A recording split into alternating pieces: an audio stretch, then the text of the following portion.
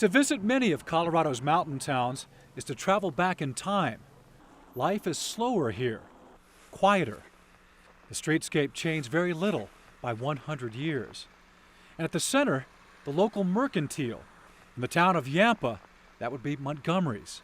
It's a throwback to the past, and if they don't have it, you don't need it. It's just nice to come and relax and get, the way life used to be.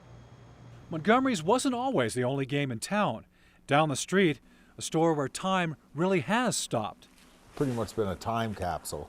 In here, the calendars on the wall haven't changed in 50 years. This is Duffy's. I remember them when I was a kid growing up. Crossan's M&A Market closed in 1964. They just shut the doors. Ending 60 years of selling. It was built in 1903.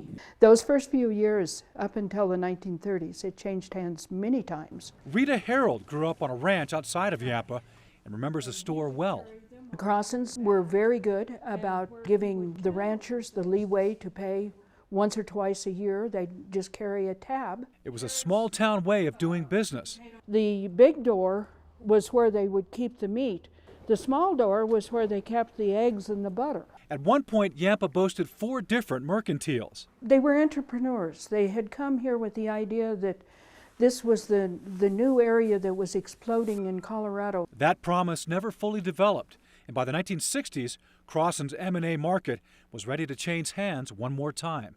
Joe Montgomery bought it back at that time. He was running a mercantile himself here in town, and he used the building as storage. The town of Yampa bought the building a few years ago, and a small group of people rallied to create a plan for reviving the old building. You could barely make out dry goods right here. Many in town were skeptical, but when the building was opened up to the public for the first time in nearly 50 years, that old-time feeling seemed to open minds. And a lot of people who originally I would refer to as the gasoline and match crowd, as far as the outside of the building, walked in, and I think their minds were changed when they saw what we had here. Plans are underway to restore the building to be the new town hall and also to serve as a gateway for regional tourism.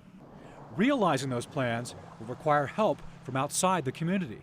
I mean, we all know how to clean this building. We all know how to put a new roof on it. We know how to do those things, but to conceptualize, how do you raise the money? Where do you go? How do you start? This is a small Colorado mountain town, and they know they can rely on each other. Anytime any of the small communities can get together and work with their neighbors, it's like a barn raising. It's like you really, really can feel it. You can see the pride.